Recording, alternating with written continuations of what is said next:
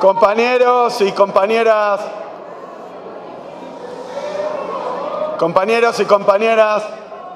de Ecuador, de Alianza País, quería primero que nada agradecerles a todos ustedes la presencia, agradecerles la invitación, agradecerle a una compañera muy querida y realmente una de las guías que tenemos en América Latina, que es la compañera Gabriela Rivadeneira.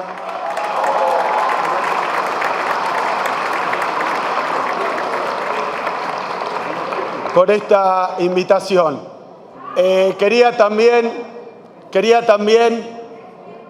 Quería decir que hoy estamos celebrando de nuevo un encuentro latinoamericano del progresismo y que viene a ser la continuidad de otros varios, pero particularmente quería resaltar el del año pasado. Quería resaltar el del año pasado porque yo me quedé con ganas de venir, me quedé con ganas de compartir con ustedes, estaba invitado pero no pude, pero teníamos encima de estos escenarios a compañeros del tamaño, de la dimensión, de la importancia que tiene para todos nosotros y para nuestra historia el compañero de Uruguay, Pepe Mujica, un gran aplauso. Compañeros de la talla de Pilar Córdoba, que también estuvo aquí, compañeros y referentes de la importancia que también vinieron el año pasado, como Cristina Fernández de Kirchner, que vino a Ecuador también a inaugurar aquel monumento en homenaje a Néstor Kirchner, que fuera su esposo, y estuvo también en el AP 2016, un compañero muy querido, un compañero que es también una referencia para todos nosotros y que nos acaba de dirigir la palabra, que es el compañero Rafael Correa. Así que es para mí un enorme honor estar acá hoy dándole continuidad a este encuentro. Dicho esto, tengo que lamentar que el tema de mi disertación no sea ni tan encendido, ni tan coyuntural, ni tan entusiasta como los que acabamos de escuchar, pero porque hoy voy a disertar, lo decía recién la presentadora, sobre la crisis mundial. La crisis mundial no es un tema para muchos apasionante, sino más bien algo relativamente incomprensible, árido, aburrido. Quería defender que hoy me hayan invitado a mí a disertar aquí sobre la cuestión de la crisis mundial, en el marco de lo que está pasando en toda América Latina. Se habla mucho, compañeros y compañeras, de una avanzada neoliberal. Y hay sobrados ejemplos en todos los países de la región. América Latina está sometida, como bien la llamaba Gabriela, a una especie de restauración neoliberal, restauración neoconservadora. Se le ha puesto varios nombres. Ahora lo que podemos observar es que país por país, si le tuviéramos que decir sencillamente, país por país, están nuevamente bajo ataque las conquistas de nuestros pueblos, una por una y con diferentes formas. Fue en Brasil a través de un golpe institucional, donde no como en los años 70, que se derrocaban los gobiernos a través de golpes militares, sino que en Brasil fue un golpe parlamentario que dejó afuera del gobierno a una compañera de tanto valor, de tanta importancia como Dilma Rousseff. Es decir, que en Brasil el neoliberalismo triunfó con un golpe de Estado. Pero ahí lo tenemos, al neoliberalismo que gobierna. Y esto tiene que ser un espejo para todos aquellos que quieren aplicar, después de esta década ganada, políticas neoliberales. Ahí lo tenemos. Al presidente Temer, que las encuestas no le dan ni 10% de popularidad, porque viene a sacarle los derechos conquistados, los salarios y los empleos al pueblo brasileño. De la misma manera que en Argentina, así como aquí, la elección se ganó por unos pocos puntos. Y quiero dejar en claro, porque yo estuve participando de la campaña electoral, acompañando a algunos de los candidatos de ustedes, a Pavel, que lo veía por acá, acompañando a los candidatos de ustedes, y para mí, visto desde afuera, aquí no ganó un candidato, acá ganó un proyecto de país.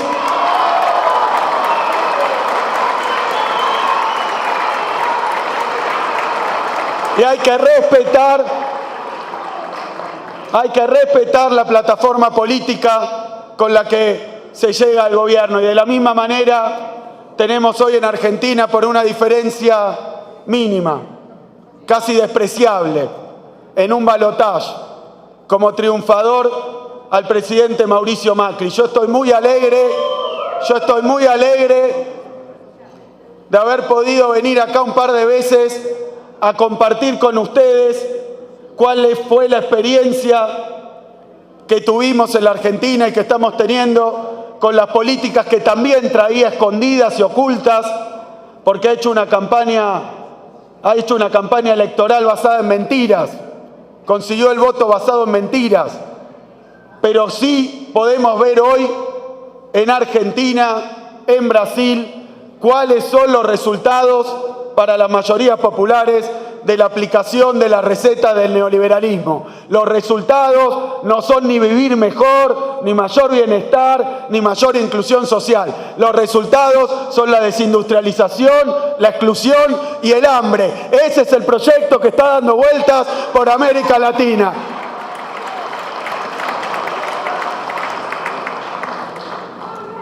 Y quiero decirles que es un momento complejo para todos los países. Hablaba de esa ola neoliberal que parecía arrasar todo el continente y llevarse puesto y venir a sustituir, acabar y poner marcha atrás sobre todos los avances que se habían hecho en cada uno de nuestros países. Pero hoy vengo a inaugurar este encuentro hablando de economía. Y uno se preguntará cuál es la vinculación, cuál es la relación entre la crisis internacional y esto que recién mencionaban, que pasa hoy mismo en Ecuador, lo que pasa en Brasil, lo que pasa en Argentina, y todos compartirán conmigo que la cuestión económica suele ser ardua, árida e incomprensible. Por eso quiero traer una frase de un gran pensador del campo popular argentino, que dejó muy en claro que cuando a un economista no se le entiende lo que dice, no es porque sea difícil, sino porque te está estafando. Es por eso que los economistas del campo popular tenemos que hacer un esfuerzo enorme, no se puede exagerar el esfuerzo que hay que hacer, pero no se puede dejar ni por un minuto esta tarea permanente de tratar de convertir a la economía en algo que se comprenda, que se entienda, y que se entienda también cuál es la vinculación entre esos grandes movimientos mundiales de capitales, de dinero, entre las multinacionales y la realidad que se vive en cada uno de los barrios, en cada uno de los pueblos de nuestros países de Latinoamérica. Porque muchas veces esa estrategia de que no se puede entender lo que pasa en la economía, o de que para los que estamos en el campo popular parezca incomprensible, es una estrategia que se usa para llenarnos de una ideología y de un sentido común que va en contra de cada una de nuestras conquistas. Muchas veces esos movimientos subterráneos, subliminales del sentido común, son los que terminan triunfando. Y esas teorías económicas, sepámoslo, las que todos creemos que son sentido común, que son sencillas y comprensibles, no son ni más ni menos que instrumentos de dominación de las clases dominantes. Por eso, cuando nos hablan de que la crisis se sale con austeridad, en realidad lo que nos quieren decir es que de la crisis nos tenemos que ir con resignación y con la crisis descargada sobre la espalda de nuestro pueblo. Y eso no es teoría económica. No es teoría económica, es pura y simplemente mentira. Mentira a favor de los poderosos.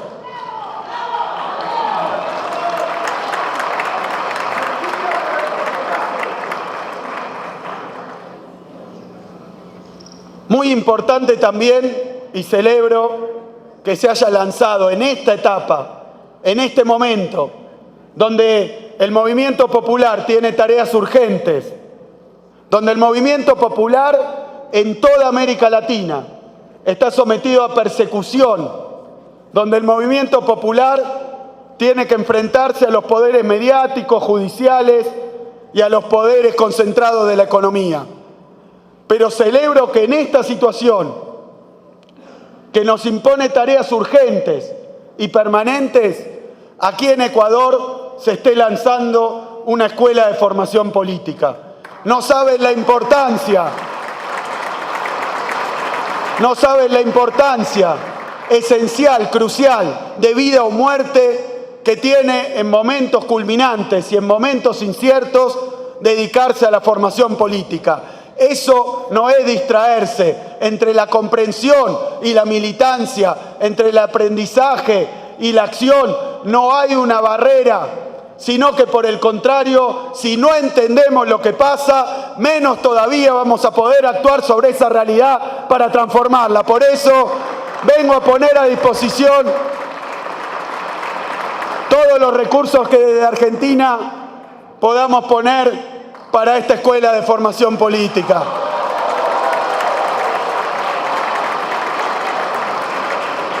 Quiero hablarles ahora de la situación internacional.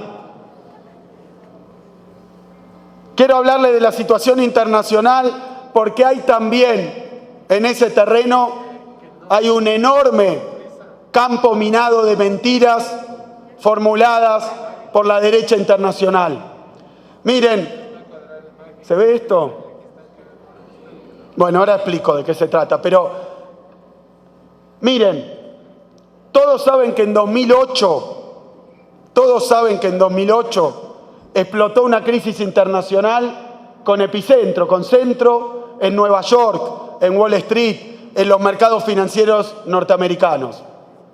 ¿Recuerdan eso? La crisis de la subprime, la crisis de las hipotecas, la crisis esta que dejó un montón de norteamericanos sin su vivienda y en la calle. Bueno, yo lo que quiero decir es que desde el mismo año 2008, donde estalla la crisis en Estados Unidos, los voceros, los analistas, los sabiondos del neoliberalismo y de la economía ortodoxa se dedicaron año tras año a tratar de convencer al mundo de que esa crisis era una crisis que iba a terminar rápidamente. Todos los años nos dicen que la crisis internacional ya pasó, que no existe más, que fue solo norteamericana y que no hay una situación de crisis, que el mundo se ha recuperado, que hoy el mundo anda bien. Pero lo que yo vengo a decirles a ustedes es que la realidad de la economía mundial es exactamente la contraria. Nuestros procesos, nuestra década ganada no estuvo signada por un viento de cola, por aire fresco de la economía internacional, sino que desde el año 2008 a esta parte hay una profunda crisis internacional que no afloja, que no termina. Y esto es un elemento de análisis fundamental para entender lo que pasa en el mundo y en nuestros países. En ese gráfico, miren simplemente la línea de arriba. Simplemente. Ahí donde cae, donde hace una V corta, es 2008 y 2009.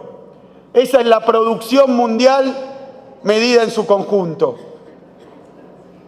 Es decir, en 2009 se presenta una crisis que estalla a fines de 2007, que procede en 2008 y que se profundiza en 2009.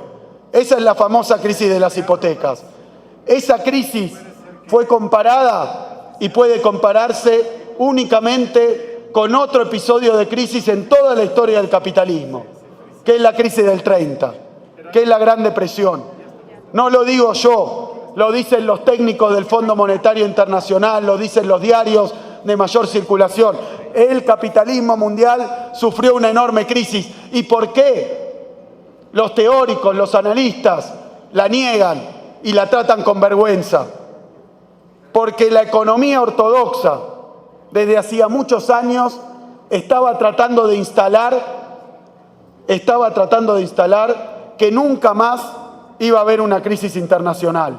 Entre los economistas se felicitaban que habían logrado domar a las crisis capitalistas y festejaban que había un ciclo largo desde los 80 de fuerte crecimiento, un crecimiento sin fluctuaciones, sin caídas y sin crisis. Es por eso que nunca pudieron explicar de qué se trató esa crisis de 2008.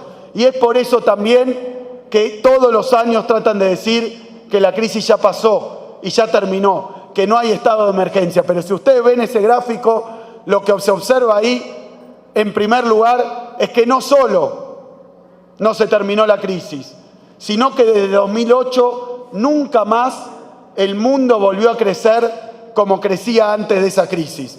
Estamos en una crisis que produjo un estancamiento de la economía internacional, particularmente de la norteamericana. Pero quiero decir algo más de esto. La particularidad de la crisis actual es que es una especie, decimos en Argentina, de tren fantasma. No solo no se termina, sino que se desplaza, se mueve. Empezó en Estados Unidos y cuando ya estaban diciendo que se había terminado, la crisis golpeó con fuerza a los países europeos.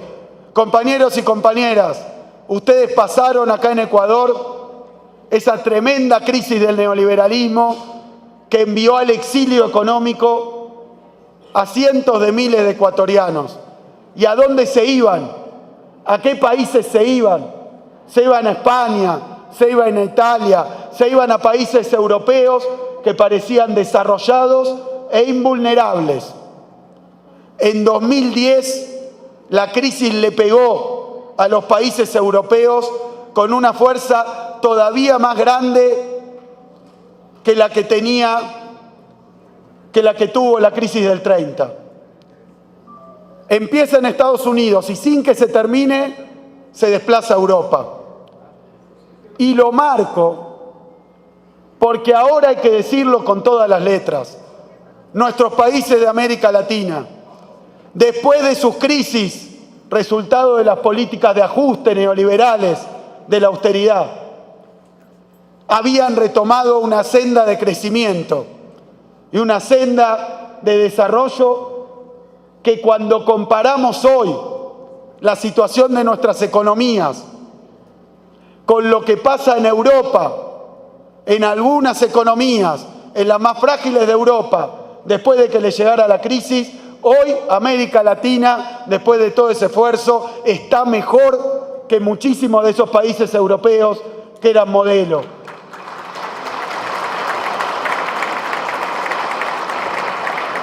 Y no hablo por hablar. Antes de la crisis de 2008 y su transferencia a Europa en 2010, antes de esa crisis, España tenía 7,3% de desempleo. ¿Saben cuál es hoy el desempleo en España? 17,1%. Ya han pasado 7 años de que se desencadenara la crisis. En Grecia, hoy todavía el desempleo está cerca del 22%. Y esto golpea más fuerte a los inmigrantes, más fuerte a los sectores populares, más fuerte a la juventud, que tiene 50% de desempleo todavía hoy en España. Estas son las consecuencias de las políticas neoliberales de ajuste y de sus crisis. Pero esa crisis que golpea en España todavía, que golpea en Italia, que golpea en Francia, que golpea en Portugal, que golpea en Irlanda, todavía no se ha solucionado. Y a este punto iba, porque este es un clásico, es una constante de las crisis capitalistas. Siempre la crisis termina golpeando más a los más débiles. Que no los engañe nadie. El único que puede impedir que la crisis le caiga como un garrote en la espalda a los trabajadores, a los retirados, a los pensionados, a los jubilados, a los estudiantes, a los jóvenes, el único que lo puede impedir es un Estado al servicio de las mayorías populares.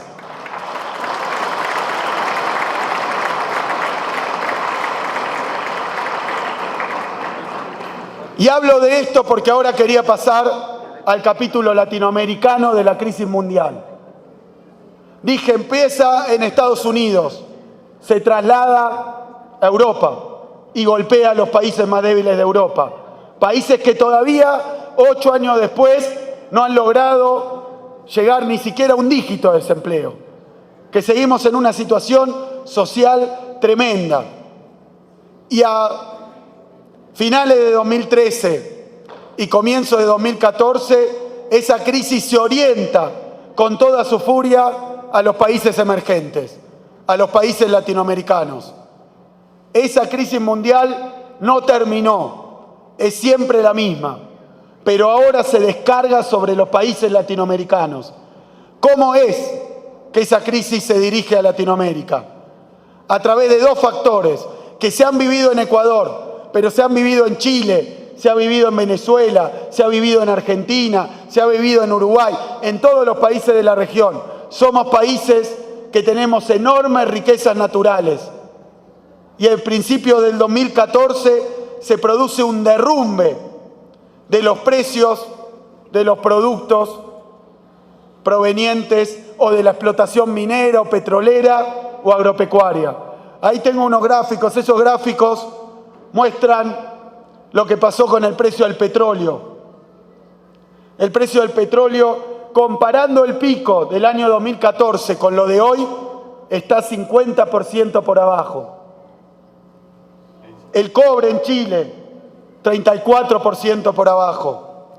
El mineral de hierro en Brasil, el 55% por abajo.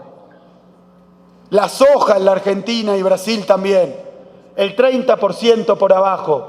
Y quiero dejar acá sentado que fuimos los representantes de los países latinoamericanos los que fuimos a decirle al mundo y al Fondo Monetario Internacional de que pararan la especulación sobre nuestros productos porque iban a generar una ruptura de esta dimensión. Es decir, que esta crisis no es gratuita, ni esta crisis surge de la nada, sino que es el resultado de que la enorme maquinaria especulativa de 2008, con las hipotecas, con las empresas en paraísos fiscales, con los títulos derivados, esa especulación fue a parar a las materias primas. Y ahora la caída de esos precios está golpeando a cada uno de nuestros países, no por culpa de lo que nosotros hicimos, sino por culpa de lo que hicieron los países centrales, que no son capaces de controlar sus propios sectores financieros y especulativos.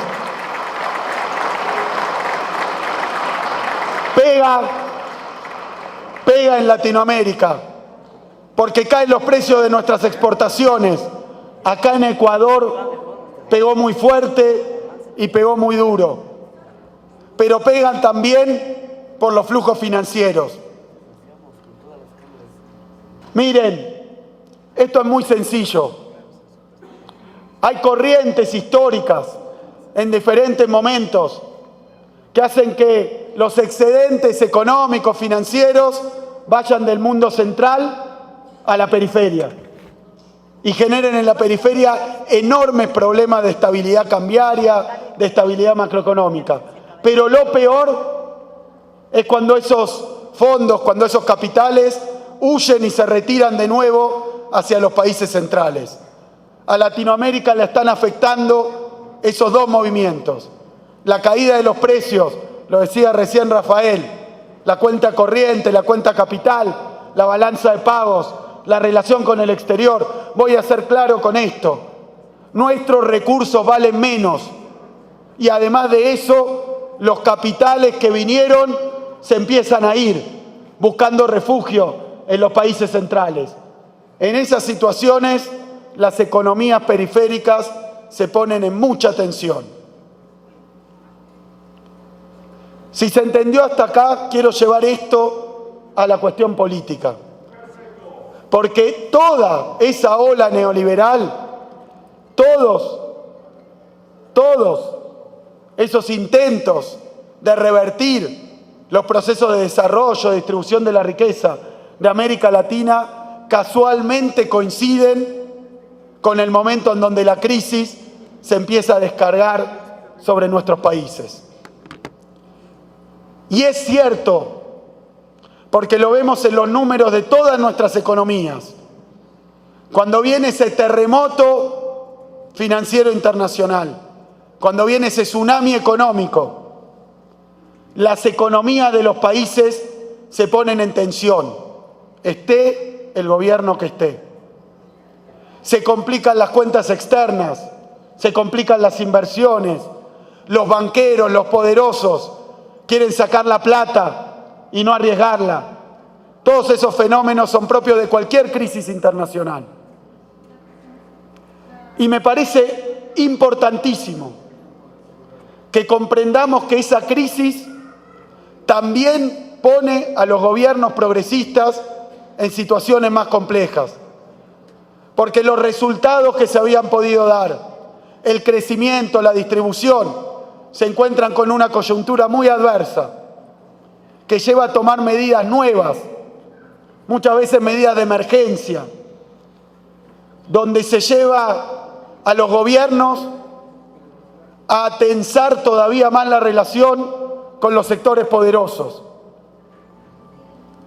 Es decir, que también las experiencias progresistas sufren, como no puede ser de otra manera, cuando se desata una tormenta internacional de esta magnitud.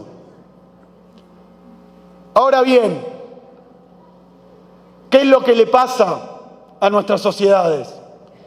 Que lo que eran resultados siempre de permanente crecimiento, de permanente, veloz y rápida mejora, de pronto se ven pausados o se le imprime un curso más lento. ¿Y saben por qué vengo a felicitar este encuentro y la formación política? Porque es en momentos donde se experimentan estas dificultades que se necesita más conocimiento, más madurez, donde se necesita más comprensión, más crítica, donde se necesita mayores instrumentos de comunicación social. Porque ¿saben qué? Llega la crisis y ha pasado en Argentina, ha pasado en Brasil, ha pasado también en Ecuador. Y los gobiernos que están al servicio de la causa de las mayorías usan todos los instrumentos que tienen a disposición para impedir que esa crisis destruya los derechos, destruya las conquistas, deteriore las condiciones de vida. Probablemente no se puede alcanzar por un tiempo el crecimiento anterior, sino que sea momento de conservar y defender lo que se ha logrado. Y sobre esa situación construye la derecha, construye la ortodoxia, construyen los neoliberales. Y en lugar de marcar lo que realmente está sucediendo, que es que una crisis tremenda y fortísima está a punto de destruir las economías de los países, y que eso no ocurre pura y simplemente porque en el gobierno hay experiencias, hay gobernantes, hay presidentes, hay partidos, hay movimientos que resisten que esa crisis caiga sobre la cabeza de los que menos tienen, pero que así todo se genera un periodo de menor crecimiento. Tratan de invertir la cosa, tratan de falsearla, y en lugar de mostrar que, como ocurrió en Ecuador, que es una verdadera proeza ante una coyuntura tan adversa, haber conseguido que eso no afecte ni el empleo, ni el salario, ni las prestaciones sociales, ni la educación, ni las inversiones. En lugar de reconocer esa proeza, se ponen a ver que la economía ya no crece como antes y ofrecen de nuevo esas mentiras que siempre ofrecen de las recetas del neoliberalismo para la crisis.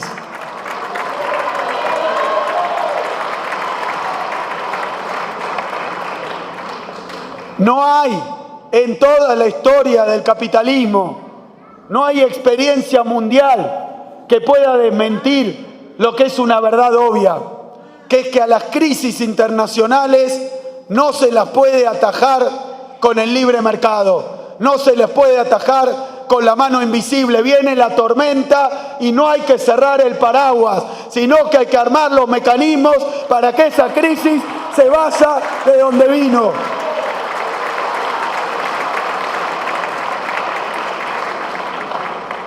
Miren, compañeros y compañeras, le van a tratar de vender a los ecuatorianos que como la economía está difícil, hay que ajustar. Que como la economía está difícil, hay que revisar si los salarios no eran muy altos. Que como la economía está difícil, hay que pensar en privatizar lo que es de los pueblos. Nunca en ningún lado del mundo se pudo evitar que una crisis sea más profunda con esas medidas. Lo que hay que hacer es un esfuerzo de discusión, de formación y de comunicación para decir la verdad. Ante la economía internacional adversa y ante una crisis necesitamos más pueblo, más Estado, más organización, más medidas que protejan a las minorías, no menos. De la crisis se sale con más Estado, no con más neoliberalismo.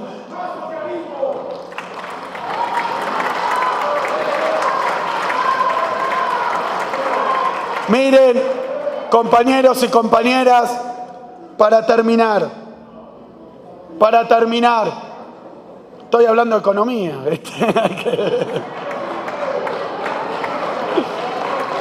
Para terminar, quiero que estén muy atentos, porque se habla de una ola neoliberal, pero la verdad que el mundo está transitando una crisis y nos encuentra a los pueblos latinoamericanos bien parados. Nos encuentra más conscientes, nos encuentra más organizados y nos encuentra como latinoamericanos también más unidos.